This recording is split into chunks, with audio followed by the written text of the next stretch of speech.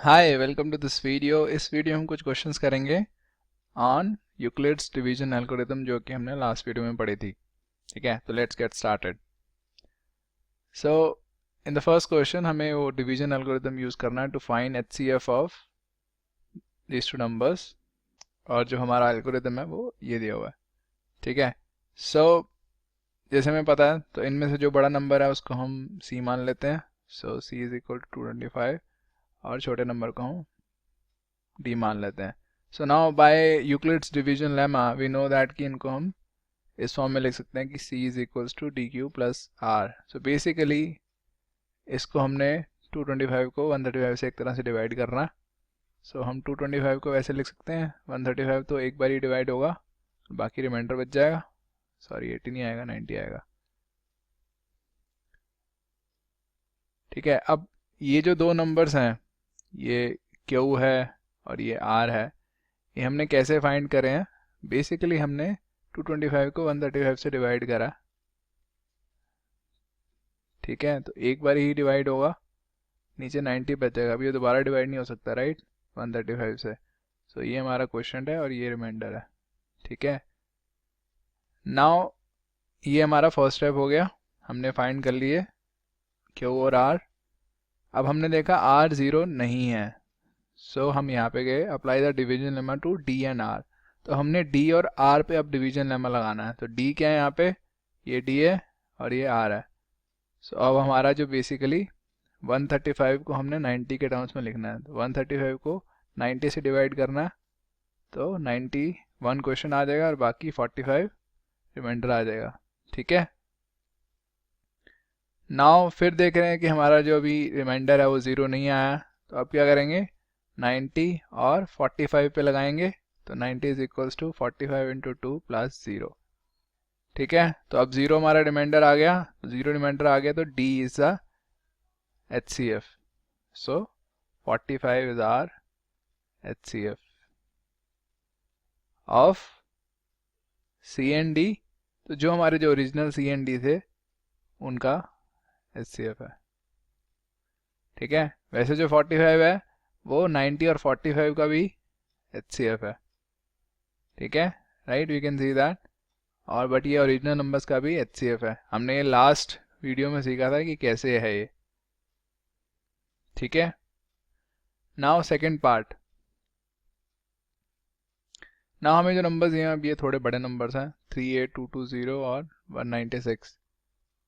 तो इसको हम D मान लेते हैं, इसको हम C मान लेते हैं। ठीक है, तो अब हमें देखना है कि Q और R की वैल्यूज़ क्या आएगी इस इक्वेशन में। राइट, तो 196 से डिवाइड करते हैं, तो ये क्या आएगा? 1 से जाएगा 196, 186 आ जाएगा। 2 नीचे लेके आएंगे, सो अगेन 9 से जाएगा, सो 9 से कितना आ जाएगा? Pretty complex. 200, 1800, 17, 64। राइट, ये आ जाएगा। और ये कितना बच गया? 98, 0। ओके, तो 196 इंटू 5 होता है, तो नाइस। ओके, सो ये तो परफेक्टली डिवाइड हो रहा है। Okay, so we can write it as 196 into 195 plus 0. Okay, so we can see that कि हमारा रिमाइंडर 0 आ गया है। सो D is the HCF.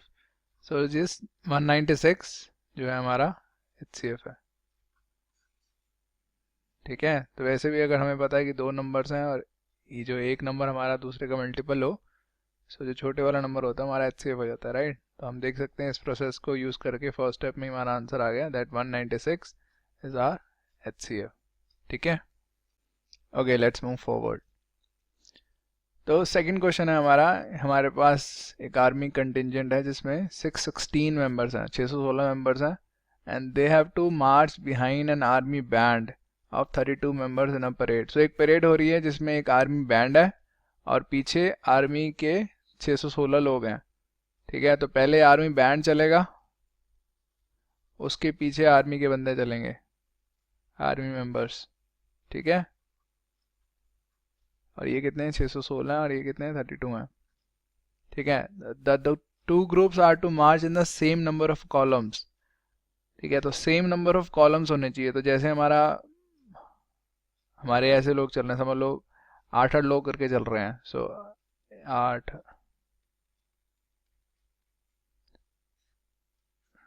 सो जैसे 8, अगर हमारे आर्मी बैंड के 8 बंदे एक साइड एक बारी में चल रहे हैं, तो मतलब ऐसे चलेंगे, राइट। यहाँ पे भी 8 आएंगे, यहाँ पे भी 8 आएंगे, तभी 32 पूरे होंगे आर्मी बैंड के, राइट। तो हम देख पा रहे हैं, तो ये हमारे कॉलम होते हैं, ये एक कॉलम हो गया, ये 2 कॉलम हो गए, तो बेसिकली, और ये हमारी रोज होती हैं, राइट। हॉरिजॉन्टल रोज होती हैं, वर्टिकल कॉलम्स होते हैं, ठीक है। सो हम देख पा रहे हैं कि एक लाइन में जितने बंदे चल रहे हैं वो हमारे कॉलम्स हैं, राइट। तो जैसे एक लाइन में 8 चल रहे हैं, तो हमारे 8 कॉलम्स हैं, ठीक है। तो हमें क्या करना है, इंश्योर करना है कि सेम नंबर ऑफ कॉलम्स हों। तो हर लाइन में, हर रो में सेम नंबर ऑफ बंदे चलने चाहिए, ठीक है। दोनों ग्रुप्स के लिए एप्लीकेबल होना चाहिए। तो अगर आर्मी बैंड के 8 बंदे चल रहे हैं ग्रुप में, तो आर्मी मेंबर्स के भी 8 ही बंदे एक ग्रुप में चलने चाहिए। अगर इसके 32 बंदे एक ही लाइन में चल रहे हैं, एक ही रो में चल रहे हैं, तो इसके 32 बंदे एक रो में चलने चाहिए। Now the question is, what is the maximum number of columns in which they can march. तो मैक्सिमम नंबर ऑफ कॉलम्स मतलब एक रो में मैक्सिमम कितने बंदे इकट्ठे चल सकते हैं। तो अब मैक्सिमम, अगर हम 616 और 32 को देखें, हमें पता है कि दोनों में इक्वल बंदे चलने चाहिए। तो मैक्सिमम तो 32 लोग ही चल सकते हैं, क्योंकि 33 लोग चलाएंगे तो आर्मी बैंड के तो 32 लोग हैं, तो उसमें तो 32 लोग चल पाएंगे। तो हम मैक्सिमम 32 लोग एक लाइन में चला सकते हैं, राइट। बट उस केस में क्या हम आर्मी मेंबर्स को 32-32 लोगों में डिवाइड कर सकते हैं। 616, अगर 616 में 32 में डिवाइड करो तो मेरी कितनी रोज बनेंगी। ये कितना आ जाएगा मेरा, ये मेरा 32 से परफेक्टली डिविजिबल नहीं है, कितना आएगा, तो ये आएगा अराउंड 19.25, ठीक है। तो मतलब बेसिकली हमारी जो नंबर ऑफ रोज हैं वो हमारी इंटीजर नहीं आ रही है। तो एक लाइन में हम आर्मी मेंबर्स 32 नहीं चला सकते, क्योंकि 32 चलाएंगे तो 19 रोज तो आर्मी मेंबर की 32-32 की बना लेंगे, ठीक है। 19 रोज हमारी बन जाएंगी 32 लोगों की। तो हमारे कितने आर्मी मेंबर्स कवर हो जाएंगे तब तक, 608। पर जो लास्ट रो बचेगी उसके लिए सिर्फ 8 ही लोग रह जाएंगे, क्योंकि हमारे टोटल 616 लोग हैं, राइट। तो लास्ट रो में हमें 8 लोग डालने पड़ेंगे। बट हमें क्या है, कंडीशन है कि सेम नंबर ऑफ कॉलम होने चाहिए। तो हर रो में सेम बंदे होने चाहिए, सेम नंबर ऑफ बंदे होने चाहिए, ठीक है। तो हम 32 लोग नहीं चला सकते, हम कितने लोग चला सकते हैं, हमें कम से कम दो, इस आर्मी बैंड को कम से कम 2 रोज में बांटना पड़ेगा, राइट। क्योंकि एक रो में तो काम चल नहीं रहा है। 2 रो में बांटेंगे तो 16-16 2 में बांटना पड़ेगा। ऐसे नहीं कर सकते ना, एक में 31 और एक में 1 डाल दें, ऐसा पॉसिबल नहीं है, क्योंकि हमने सेम रखने हैं हर किसी में, ठीक है। तो अगर हम इसको 16-16 में डिवाइड कर दें आर्मी बैंड को, तो इसमें भी 16-16 में करने पड़ेंगे। बट हमें देखना पड़ेगा 616/16 हमारा इंटीजर आ रहा है कि नहीं आ रहा, कि फिर से वही प्रॉब्लम आने वाली है। तो ये तो हो गया, हम हिट एंड ट्रायल कर रहे हैं, ठीक है। इसका और क्या तरीका है जो हमने अभी तक पढ़ा है, उसको हम अप्लाई कर सकते हैं। और ये तरीका है कि हम इन दोनों का HCF निकाल रहे हैं। HCF क्या होता है, HCF क्या होता है, HCF का मतलब होता है हाईएस्ट कॉमन फैक्टर, मतलब जो हाईएस्ट नंबर है जो इन दोनों को परफेक्टली डिवाइड करता है, राइट। और हमें वही चाहिए, क्योंकि जो भी नंबर इन दोनों को परफेक्टली डिवाइड करता है उतने ही हम एक रो में बंदे चलाएंगे, राइट। तो इन दोनों का HCF क्या आ रहा है हमारा, इन दोनों का HCF आएगा हमारा 8। तो इसका मतलब है कि एक रो में मैक्सिमम 8 बंदे चला सकते हैं, ठीक है। तो 8 चलाएंगे आर्मी बैंड के, तो आर्मी बैंड के 4 रोज बन जाएंगी, और बाकी फिर आर्मी मेंबर्स की रोज बनेंगी। क्योंकि तुम देख सकते हो अगर 16 भी हम एक बारी में चलाएंगे तो हमारी प्रॉब्लम आ रही थी कि आर्मी के जो बंदे थे वो 616 लोग वो 16 में डिवाइड नहीं हो पा रहे थे। 616/16 इज़ नॉट एन इंटीजर। ठीक है, तो HCF का मतलब यही होता है कि हाईएस्ट कॉमन फैक्टर जो इन दोनों को परफेक्टली डिवाइड कर सकता है, मतलब ऐसे डिवाइड कर देगा तो कि जो क्वेश्चन आएगा हमारा वो इंटीजर होगा या फिर रिमाइंडर 0 होगा हमारा। ठीक है, तो हमने इन दोनों का HCF निकाला, हमने देखा 8 है, तो हम कह देते हैं ठीक है भाई, मैक्सिमम नंबर ऑफ कॉलम, जो मैक्सिमम नंबर लोग जो एक रो में चल सकते हैं वो है 8। ठीक है, now let's look at the third question. So इसमें क्या है, show that any positive odd integer, so हम पॉजिटिव और ऑड इंटीजर के बारे में बात कर रहे हैं, is of the form 6q + 1 और 6q + 3 और 6q + 5 where q is some integer.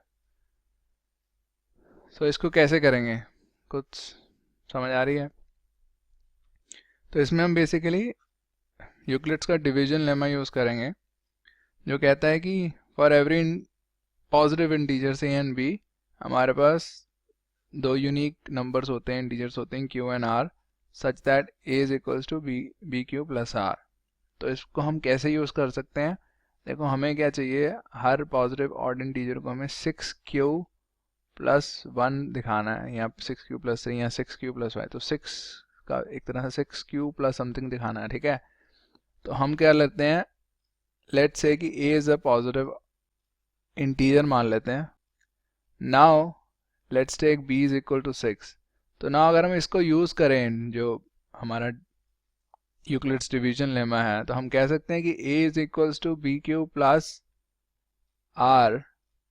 ठीक है, so there exist q and r such that जो r होगा मेरा वो b से कम होता है, राइट। तो इस केस में हमारा जो b क्या है 6, तो r क्या होगा मेरा 6 से कम होगा, राइट। ठीक है, यही डिवीजन लेमा कहता था कि हर पॉजिटिव इंटीजर के लिए मेरा ये कंडीशन सेटिस्फाई होगी, तो r की वैल्यूज क्या क्या हो सकती है मेरी, 6q + 0 हो सकता है एक, तो 6q + 1 हो सकता है, 6q + 2 हो सकता है, 6q + 3 हो सकता है, 6q + 4 हो सकता है, 6q + 5 हो सकता है, राइट। 5 तक जाएगा, 6 तक नहीं जाएगा, it has to be less than 6। तो ये सब पॉसिबिलिटीज हैं a की। ठीक है, now we have to talk about odd integer. ठीक है, तो ऑड इंटीजर मतलब जो इवन नहीं है, बट वी नो कि 6q जो है वो इवन है, परफेक्टली डिविजिबल है 2 से, राइट। 2 से डिवाइड करेंगे 3q आ जाएगा, वैसे ये भी 2 से परफेक्टली डिविजिबल है, क्योंकि 2 से डिवाइड करेंगे 3q + 1 आएगा जो कि इंटीजर है, वैसे ये भी इवन है। तो ये तीनों जो हैं इवन है। So an odd integer a has to be one of these three things, 6q + 1, 6q + 3 या 6q + 5। ठीक है, तो ये हो गया हमारा प्रूफ। ठीक है, तो तुम यहाँ पे बेसिकली जब एग्ज़ाम में लिखोगे तो थोड़ा सा तुम्हें रिटर्न में लिखना पड़ेगा, थोड़ा सा सिस्टमेटिकली। ठीक है, बट आइडिया यही है, समझने के लिए बात जो ये है वो यही है कि इस तरह से ही होगा ये। ठीक है, now let's look at the fourth question. तो फोर्थ क्वेश्चन में हमें स्पेसिफिकली दिया हुआ है कि हमें डिवीजन लेमा यूज़ करना है। तो इसमें हमें दिखाना क्या है कि square of any positive integer, तो यहाँ पे एनी पॉजिटिव इंटीजर की बात कर रहे हैं और उसके स्क्वायर की बात कर रहे हैं, is either of the form 3m या 3m + 1। सो हमें ये बताना है कि किसी भी इंटीजर पॉजिटिव इंटीजर का स्क्वायर कर देंगे तो वो या तो 3m की फॉर्म में होगा या 3m + 1 की फॉर्म होगा फॉर सम इंटीजर m।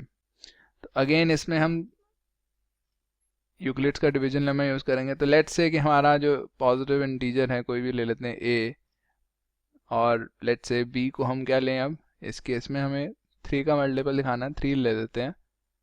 ठीक है, तो हमें पता है बाय डिवीजन लेमा कि हर a को हम 3q + r की फॉर्म में लिख सकते हैं, वेयर r कितना होगा, राइट। सो अगर ये केस है हमारा, तो a की कितनी कितनी पॉसिबिलिटीज आ गई, 3q + 0, 3q + 1, 3q + 2, राइट। ये 3 पॉसिबिलिटीज हैं। तो नाउ ए स्क्वेयर की क्या पॉसिबिलिटीज हैं? 9q square 3q plus 1 square 3q plus 2 square. तो इसको खोल लेते हैं। 9q square plus 6q plus 1, ठीक है। और ये कितना आ गया? 9q square plus 12q plus 4, ठीक है। सो ये खोल के आ गया हमारा। नाउ हमें दिखाना इस फॉर्म में है, तो इसको कैसे कर सकते हैं? नाउ ये जो है हमारा, इसको हम 3m की फॉर्म में लिख सकते हैं। कैसे लिख सकते हैं सोचो। बेसिकली ये क्या है, इसको अगर हम 3 को हम बाहर ले लें तो अंदर क्या बचेगा? 3q square. Now 3q square क्या है? कोई ना कोई इंटीजर ही होगा। q हमारा इंटीजर है तो 3q स्क्वेयर भी इंटीजर ही होगा, राइट। सो ये हमारा, इसको हम 3m की फॉर्म में लिख सकते हैं, where m is equals to 3q square, ठीक है। वैसे ही अब इसको देखें, फिर कुछ कर सकते हैं हम। नाउ इसमें भी 3 कॉमन ले लेते हैं। 3 अंदर क्या बचेगा? 3q स्क्वेयर प्लस 2q, बाहर बचेगा 1, ठीक है। तो ये, इसको हम किस फॉर्म में लिख सकते हैं? अब ये जो अंदर वाला है हमारा, इसको फिर से हम कोई m लिख सकते हैं। इस केस में m चेंज हो जाएगा, where m is equals to 3q square plus 2q, ठीक है। सो m इस केस में भी इंटीजर ही है कुछ ना कुछ, ठीक है। वैसे सिमिलरली इसको हम कैसे लिख सकते हैं? ना यहाँ पे बाहर 4 है, ठीक है। तो इस 4 को हमें स्प्लिट करना पड़ेगा 3 प्लस 1 में। सो अगर इसमें हम 3 कॉमन ले लेंगे तो ये आएगा 3q square plus 4q plus 1 plus 1। Now ये जो है हमारा, ये भी एक इंटीजर ही होगा, राइट, क्योंकि इंटीजर ही प्लस और प्लस हो रहे हैं सारे आपस में, ठीक है। तो ये भी हमारा इंटीजर ही आएगा। सो ये भी इंटीजर आएगा, तो इसको हम 3m प्लस 1 की फॉर्म लिख सकते हैं, where m is equals to 3q square plus 4q plus 1, ठीक है। कुछ क्लियर है? डाउट्स हैं तो पूछो, I will try to resolve them. So समझने वाली बात यह है कि हम बेसिकली, हमें जो प्रूव करना है वो ये करना है कि हर पॉजिटिव इंटीजर का जो स्क्वायर है वो 3m या 3m प्लस 1 की फॉर्म में है। तो हमने स्क्वायर करा तो देखा ये सब पॉसिबिलिटीज़ आ रही हैं, ठीक है। अब ये सब पॉसिबिलिटीज़ को कि हम 3m और 3m प्लस 1 की फॉर्म में लिख सकते हैं, तो हमने देखा इसको हम 3m की फॉर्म में लिख सकते हैं अगर हम 3q स्क्वायर को m मान लें, वो कि जो कि कोई ना कोई इंटीजर तो होगा ही 3q स्क्वायर, राइट। तो 3m लिख सकते हैं। वैसे ही हमने इन दोनों पॉसिबिलिटीज़ को भी देखा कि हम क्या इनके कॉरस्पॉन्डिंग पॉसिबिलिटीज़ बना सकते हैं। तो हमने देखा या इन दोनों को हम 3m प्लस 1 की कॉरस्पॉन्डिंग पॉसिबिलिटी बना सकते हैं, जिसमें अगर इसमें m ये ले लें और इसमें m ये ले लें, ठीक है। तो हमने प्रूव कर दिया कि हाँ, हम हर square of positive integer can be written in this form, ठीक है। Let's look at this last question of this video. तो इसमें क्या करना है हमें कि we have to use Euclid's division lemma again, and we have to show now the cube of any positive integer is of the form 9m plus 1 or 9m plus 8. तो cube of any positive integer, तो इसमें हमें 9 की form में दिखाना है, ठीक है। तो यहाँ तो हम b9 ले सकते हैं या हम 3 भी ले सकते हैं, क्योंकि हमने अल्टीमेटली क्यूब करना है, तो शायद हमारा 3 से भी काम चल जाए। 3 छोटा नंबर है तो डील करना आसान होगा। तो लेट्स से कि हम a पॉजिटिव इंटीजर है कुछ भी, तो उसको हम अगर, और b ले लेते हैं हम 3, तो उसको हम इस फॉर्म में लिख सकते हैं, वेयर r जो होगा हमारा ऐसे होगा। सो a को हम 3q प्लस 1 3q प्लस 2, ये 3 पॉसिबिलिटीज़ हैं एक ही, राइट। तो अब मुझे क्या दिखाना है कि cube of any positive integer, तो मुझे इसका क्यूब करना है। तो इसकी क्यूब की पॉसिबिलिटीज़ क्या आ गई? 27q क्यूब 3 क्यूब प्लस 1 का क्यूब, 3 क्यूब प्लस 2 का क्यूब, ठीक है। So again you can write, नीचे लिख सकते हो सेम पॉसिबिलिटीज को दोबारा, या फिर उसके आगे, मैं तो उसके आगे लिखना पड़ेगा। सो 27 क्यूब तो ऐसे ही बच गया, और ये क्या बच गया मेरा, A cube plus B cube plus 3ab A plus B, ये फॉर्मूला होता है। वैसे ही इसका cube 27 cube plus 8 plus 18 cube 3 cube plus 2, ठीक है। तो ये आ गया हमारा इनको खोल के, और हमें क्या दिखाना, 9m प्लस 1 9m प्लस 8 की फॉर्म दिखानी है। सो इसको क्या हम 9m की फॉर्म में दिखा सकते हैं। सो 9 बाहर ले लो, 3 क्यूब अंदर ले लो, ठीक है। अब हम इसको नेक्स्ट स्टेप में इसको हम बोल देंगे, ठीक है, इस केस में। और यहाँ पे क्या आएगा हमारा, ओके, सो इसको और इसको कंबाइन कर देते हैं, 9 हमारा कॉमन आ जाएगा, 9 कॉमन आ गया, तो ये क्या बच गया, 3 क्यूब और plus Q 3 cube plus 1, right, plus 1 बाहर बच गया। तो इसको हम 9n प्लस 1 की फॉर्म बोल पाएंगे, समझ रहे हो। मैं इनमें से तीनों में से कोई एक फॉर्म बनाने की ट्राई कर रहा हूँ इसे हम। अब इसमें क्या कर सकते हैं, इसमें भी 9 कॉमन ले सकते हैं, 9 कॉमन लेंगे तो 3 cube plus 2 cube 3 cube plus 2 plus 8 में से तो 9 कॉमन नहीं आ पाएगा ना, सो 8 अलग रह जाएगा, ठीक है। तो ये मेरा 9m की फॉर्म में आ गया, ये 9m प्लस 1 की फॉर्म में आ गया, और ये मेरा 9m प्लस 8 की फॉर्म में आ गया। इसमें ऑफ कोर्स इसमें जो m होगा अलग होगा, इसमें m अलग होगा, ठीक है। बट अल्टीमेटली मैं देख पा रहा हूँ कि हर कोई जो नंबर है जो क्यूब का पॉसिबल है वो 9m या 9m प्लस 1 या 9m प्लस 8 की फॉर्म में निकाल के आ रहा है, ठीक है। So that is it for this video, thank you very much for watching. कुछ भी डाउट्स हो so ask me in the comment section, okay then, bye bye.